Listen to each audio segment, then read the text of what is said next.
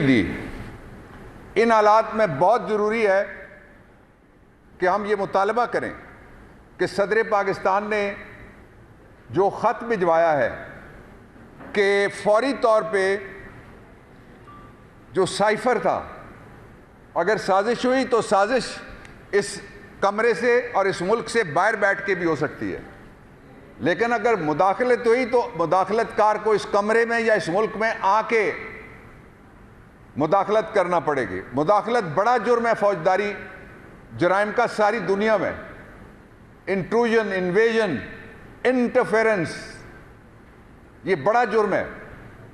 یہ جرم مانا گیا ہے، ایک دفعہ نہیں 3 دفعہ۔ نیشنل سیکیورٹی کمیٹی جہاں سارے ادارے تھے، سپائی ماسٹرز تھے، ہمارے عسکری اداروں کے سربراہ تھے، اور سولین جو سپریمیسی کا تو نعرہ انہوں نے چھوڑ دیا ہے، جو سولین سروس کے لوگ تھے وہ بھی وہاں پہ موجود تھے۔ 3 دفعہ مانا گیا ہے، اس لیے اس پہ فوری طور پہ ایک کمیشن قائم کیا جائے۔ ہم درخواست کر رہے ہیں صدر صاحب کے خط کے اوپر، اور وہ کمیشن نشاندہی کرے کہ مداخلت اگر ہوئی ہے تو مداخلت کا سہولت کار کون تھا۔ اور یہ بہت سیریس بات ہے کہ دنیا کا 5واں ایٹمی ملک ہو، وہاں کوئی مداخلت کاری کرے، ہم کہیں کہ سازش سمجھ میں نہیں آتی اس لیے مداخلت کاری کوئی جرم نہیں ہے۔ اس سے پیچھے نہیں ہٹ سکتی پاکستانی قوم۔ یہ صرف عمران خان کا اور تحریک انصاف کا مسئلہ اب نہیں رہا۔ دوسرا جو مطالبہ ہے ہمارا، جو آپ کے سامنے معاملہ ہم لانا چاہتے ہیں، وہ یہ ہے کہ پاکستان تحریک انصاف کسی قیمت کے اوپر بھی اس امپورٹڈ گورنمنٹ کو تسلیم نہیں کرتی۔ ہمارے ایم این ایز کو جو نوٹسز جاری کیے گئے ہیں وہ غیر آئینی ہیں، اس لیے کہ قومی اسمبلی کے فلور کے اوپر جو اس وقت کے اسپیکر تھے ایکٹنگ قاسم سوری، انہوں نے رولنگ دے دی تھی کہ میں نے استعفے منظور کر لیے۔ اب وہ استعفیٰ کھیلنے کا ناٹک رچانا چاہتے ہیں کہ تاکہ بھولا بسترا بھی اگر کوئی جائے تو ان کو لیجیٹمیسی ملے۔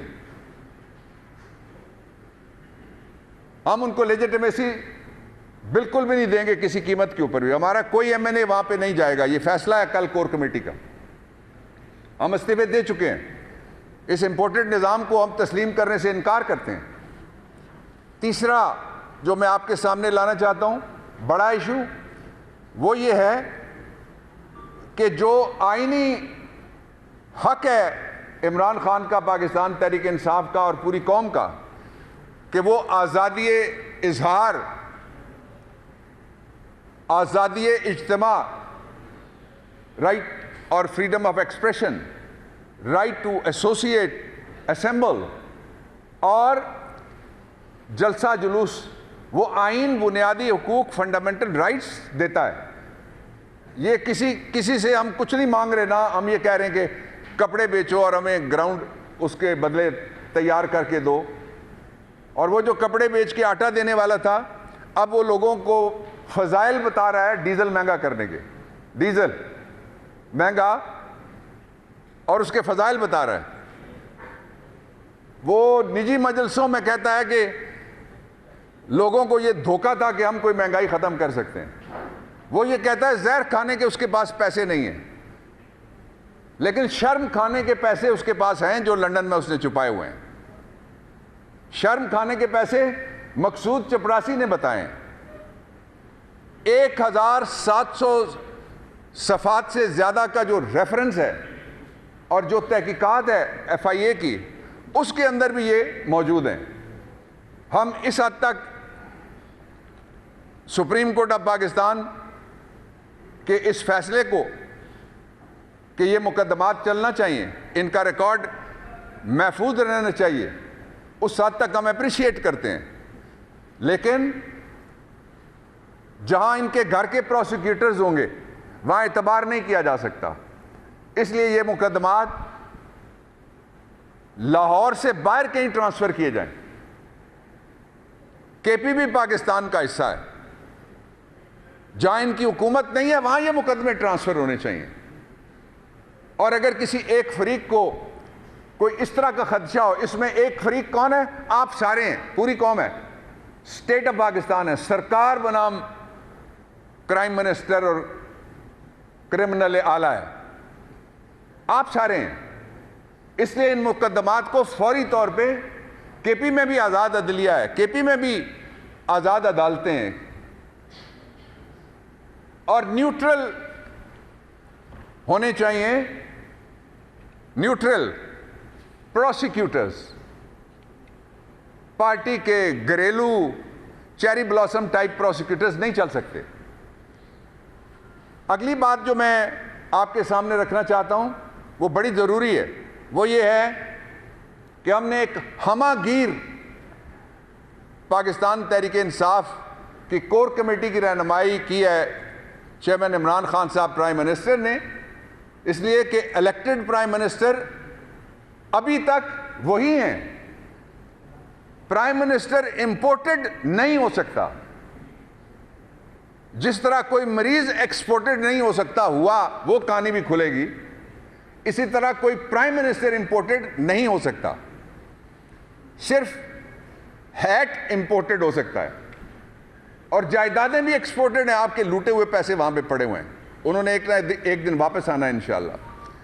اگلی بات جو میں کہنا چاہتا ہوں کہ 10,000 سے زیادہ پاکستان تحریک انصاف کے کارکن, ان کو بروٹلائز کیا گیا پورے پاکستان کے طول و عرض میں, اور 6,500 سے زیادہ لوگوں کو حراست میں لیا گیا. پاکستان کی تاریخ میں پہلی دفعہ وکلا پہ تشدد کر کے ویڈیو وائرل کی گئی. پاکستان کی تاریخ میں پہلی دفعہ وکیلوں پہ دہشت گردی کے پرچے ہوئے. میں مطالبہ کرتا ہوں اعلیٰ عدلیہ سے کہ ہم وہاں کھڑے ہو کے کبھی ایک طرف سے کبھی دوسری طرف سے انصاف پلیڈ کرتے ہیں, اور انصاف کی فراہمی میں بار ایسوسیشنز کا بہت بڑا رول ہے. اس لیے فوری طور پہ میں مطالبہ کرتا ہوں کہ وکلا کے اوپر دہشت گردی کے مقدمات ختم کیے جائیں, اور اس سلسلے میں جن بار ایسوسیشنز اور بار کاؤنسل نے جو قراردادیں پاس کی ہیں ان کی بھی ہم حمایت کرتے ہیں کہ یہ مقدمے فوراً ختم کیے جائیں, اور ان قومی جرائم پہ کرائم منسٹر کو معافی مانگنی چاہیے قوم سے. اور یہ جرائم نہ پاکستان بھولے گا, نہ پاکستان تحریک انصاف بھولے گی, اور نہ ہی قانون بھولے گا, اور نہ ہی آئین بھولے گا. میں آخری بات آپ سے یہ کہنا چاہتا ہوں کہ جو خدشات prime minister of Pakistan chairman Imran Khan کی سیکیورٹی کے حوالے اور ان کی سیفٹی کے حوالے, یہ دونوں حوالے سے وہ خدشات, ایک انہوں نے خود جلسے میں کہے جس کو ریٹریٹ ہم کر رہے ہیں, اور نئے شواہد بھی اس پہ ہمیں مل رہے ہیں, اور دوسرے وہ خدشات ہیں ان کی سیکیورٹی کے حوالے سے جس کے بارے میں ہم نے جب گورنمنٹ سے کہا تو انہوں نے مطالبہ کیا کہ خط لکھو. وہ خط ہم نے بھیجا, وہ میں نے ڈرافٹ کیا تھا اسد عمر صاحب کے ساتھ بیٹھ کے. ڈاکٹر شہباز گل صاحب نے وہ خط بھیجا تھا, ان کے نام سے گیا تھا وہ چیئرمین سیکریٹریٹ میں سے. اس کا جواب دینے کے لیے انٹیریئر سیکریٹری کے پاس وقت نہیں تھا,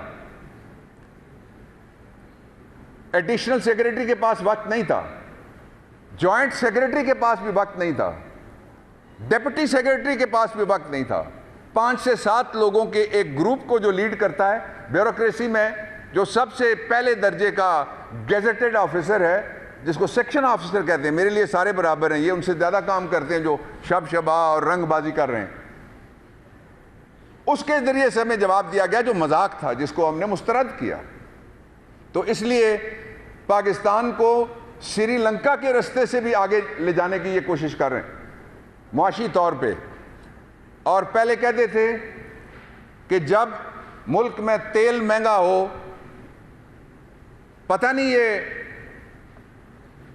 کیسے الفاظ بڑے سوچ سمجھ کے بھتیجی نے اپنے چچا کے لیے استعمال کیے، اور جلسے میں پوسٹر لہرا کے کہا کہ جب ملک میں تیل مہنگا ہو، پیٹرول مہنگا ہو، ڈیزل بھی مہنگا ہو، تو سمجھو کہ پرائم منسٹر چور ہے، کوٹ ان کوٹ۔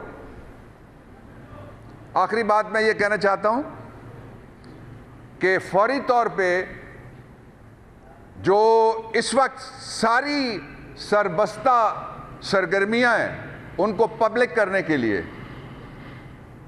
ہم کام کر رہے ہیں۔ آپ کو بتائیں گے کہ پاکستان کے کرائم منسٹر کس طریقے سے اپنے کاروباری مفادات کا تحفظ کرنے کے لیے سرکاری عہدہ آج بھی استعمال کر رہے ہیں۔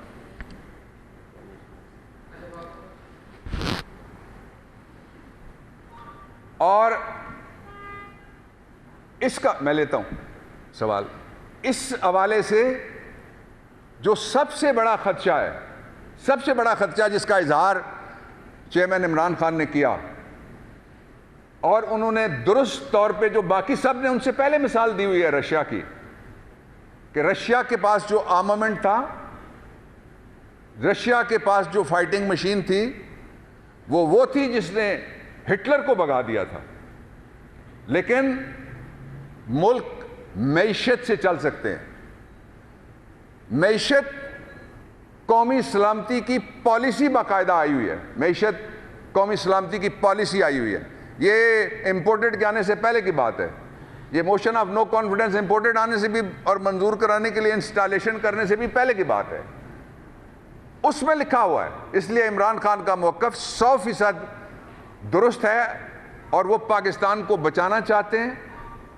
آپ اگر 58 سے 2018 تک، ایک میں آپ کو فیکٹ شیٹ دے دیتا ہوں 2 لائنوں میں، 58 سے 2018 تک صرف 3 لوگوں کی اس ملک پہ حکومت رہی ہے۔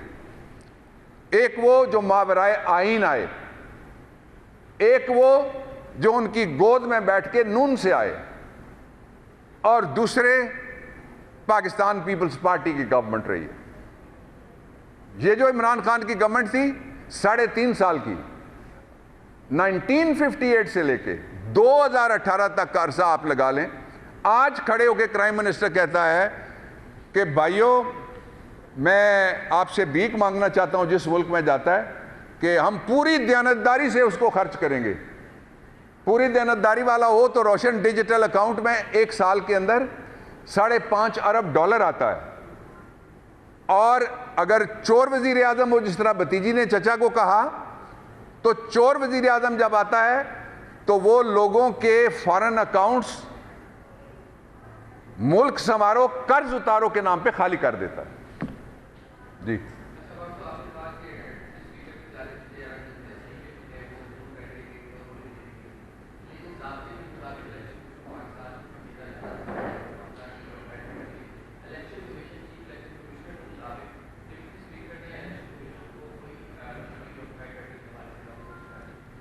دیکھیے، جو نوٹیفیکیشن ہم نے دیے تھے اس پہ فیصلہ ان کا آپ نے دیکھ لیا۔ ایک عجیب سا اتفاق ہے کہ ایسے بھی ادارے ملک میں موجود ہیں جہاں سارے فیصلے ایک ہی پارٹی کے خلاف آتے ہیں، دوسری جو بھی پارٹی وہاں جا کے کھڑی ہوتی ہے اس کو ریلیف، ایک پارٹی کے لیے تنقید، تنقیص اور تکلیف۔ یہ تقسیم بڑی ظاہر ہے۔ اور پھر ان میں سے جو ایک ریفرنس ہے، آپ نے یاد دلا دیا مجھے، جو گیا ہوا ہے آرٹیکل 209 میں 209 میں ججز کانسٹیٹیوشنل کورٹ